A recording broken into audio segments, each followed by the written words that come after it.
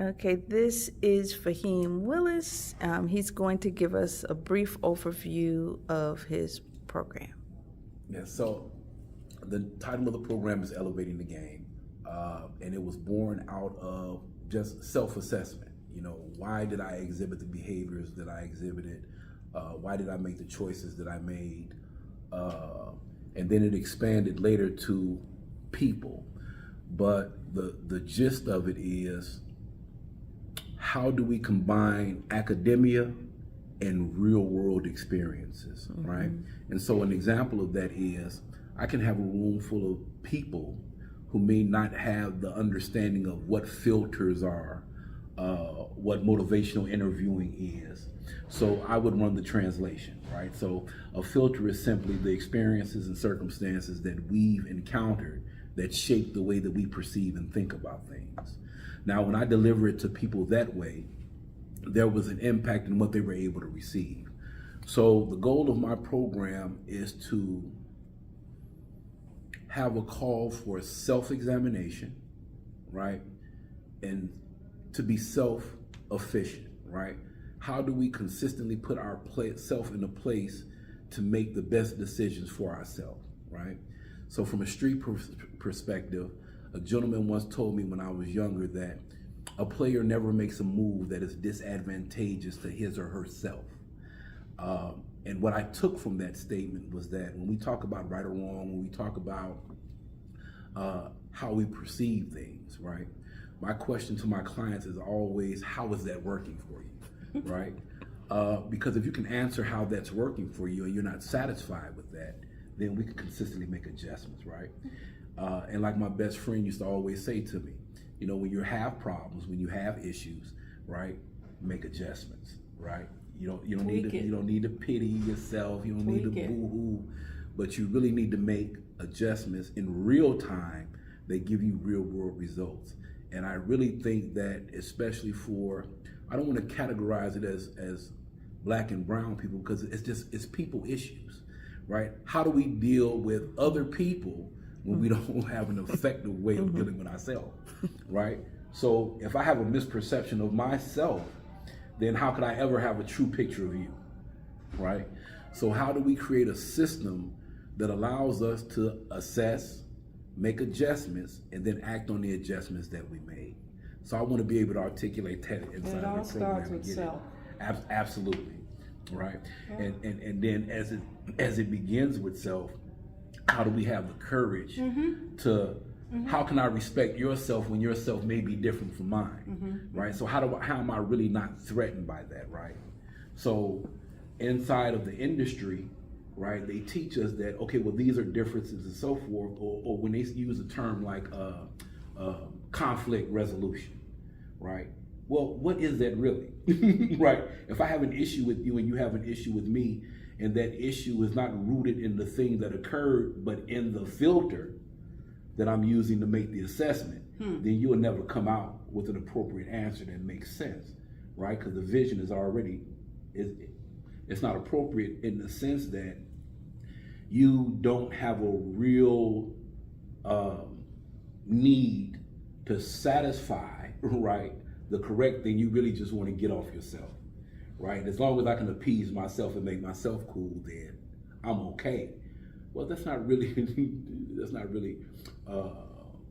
how we see each other, right? So there's a certain amount of humility that we have to embrace before we can move forward. Absolutely. But then we have to qualify that for the person. Yes. Right? Yes. Yes. And I just use those examples because a lot of times in the language I love you, right? Well, I've seen people harm people that they love. Yes. Right? I've seen people talk disrespectfully to people that they love. Yes. So I'm not going to say that you don't love me, but I'm just going to say your rendition and my rendition isn't the same. Okay. So a lot of times we don't seek clarity. You know, we're really seeking safety, right? And peace for ourselves, but we don't understand that we may be involved in our own trauma. Yes. Okay, yes. so Fahim, yes, when we talk about your program, Okay, you talk about, some of the issues, but, really, what is it you're trying to achieve for the people who go through your program? I want them to not be afraid of the difficulties of dealing with themselves, right? And that seems very abstract, but I was a troubled youth, and I found myself making decisions, right, out of a cry for love and a need for help, but I didn't know how to articulate that, right?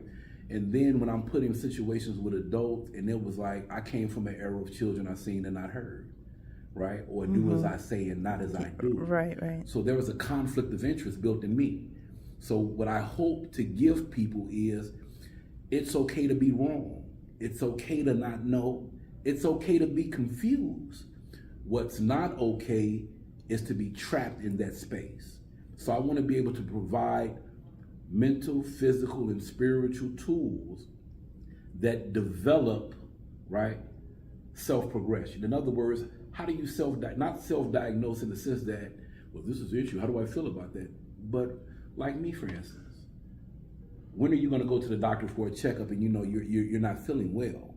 So you're going to complain every day about not feeling well, but you don't exercise any methodology for correcting that issue. Why? Right? Even in the mental health industry, we don't go see doctors. We don't believe, we're not crazy, ain't nothing wrong with my head. But if you have a difficulty with an issue, have you ever had something on your mind? An example that I like is, have you ever been somewhere by yourself and then your mind jumps on you and it's like it brings up a memory or an idea that was harmful or past events, and then it's like the mice on the wheel, it just keeps running and running. And it's like, have you ever just said to yourself, well, damn, won't you be quiet? So that's a trauma response, though, isn't it? It absolutely is. But the thing becomes, what's the next step, and what's the next step that makes it okay? Because sometimes you just have to admit that you're the problem, right?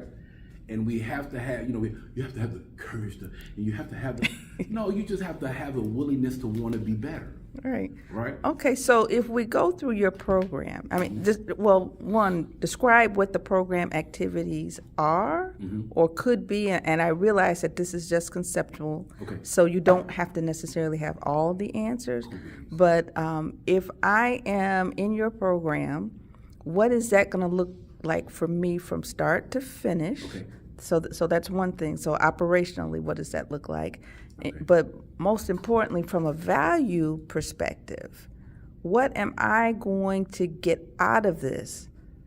What's going to be transformative for me that will help me to do what I could not do before and make me more productive? Does that make sense? Absolutely. Okay. So the first thing operationally, what we want to do is I'm not inventing the wheel in the sense that we want to take basic things, journaling, right?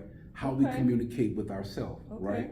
And then we have specific journals, right? And those journals are broken into categories across human composition, right? Mind, body, and spirit, right? So when we talk about, Elevating the Game has a premise that says we all have appetites, but how those appetites are translated for us will determine what we eat, right?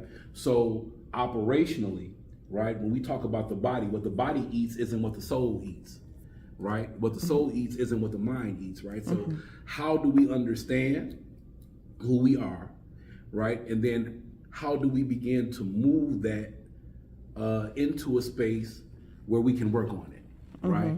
So the value, right, is in, so as a young man, I came across people who cared, right? And those people who cared took that extra step.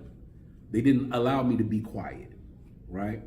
They didn't allow me not to think about myself and the actions that I committed, right, that put me in the position that I was in. But then they didn't leave me with that sour taste. They gave me tools of expressions. Well, what do you like, young man, right? What are the tools that you think you need? And as I had to ponder these questions in a structured environment, it had me doing things that I would have never done on my own. On your own. Right? So sometimes we want to go back to basic principles of, each one teach one, right? Ms. Valerie, what have you learned in your experience, in your life, right? That the philosophy has always been with me that someone else may carry a piece to your puzzle. Right. Right? And so through dialogue, through written expression, and then through exercise of specific categories. I don't want to control your religious belief, right? But if you're a Muslim and you don't know anything about the Quran or you don't know anything about the Hadith, then what are you practicing? If you're a Christian and you've never opened the Bible, right? Right? What is it that you believe and what is it that you're practicing?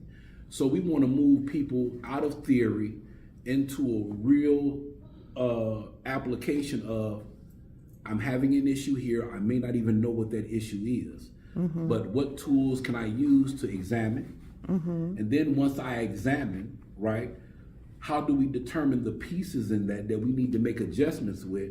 And then how do we turn that into an executable piece in our life, either as a thought or habit, right? You're not going to get rid of diabetes, right? Because you think you want to be well, right? You have to have a physical regimen. You have to have a dietary regimen, right? I'm not going to tell you what that is. Your body has already told you. Okay, so one more question. Okay. I know we are getting ready to leave. When we talk about the value, who would take this program and how can it help them? Will it help people in their workspace? Will it help people with their relationships? Exactly why are you doing this work and to what end? What will people be able to do that they couldn't do before starting? Well, I think that, I don't think that knowledge is power, right? I think the application of what you know can make you powerful. And so the goal for Elevating the Game isn't to tell you what's right or what's wrong, but it's to consistently challenge you to look at yourself, to look at your environment, right? And take authority and responsibility for your position, right? And when you can take authority for yourself and your position, then you will always be able to, I want the client to always be in a safe space where, one, they're confident in themselves, and that, two, not necessarily possess the knowledge, but be willing to go get it, right? So we want the end result to be a willingness to dialogue with yourself and someone else, right, in an effort, right, to be better, if that makes sense. Yeah, it does make sense, and we'll talk about this some more. Okay. I'm going to end this now, Cool beans. but I have some thoughts, and we'll explore that later. Cool, babe. All right, thank you so much for sharing. Thank you. All right, okay, You know, bye-bye. and that's what I want to do. What I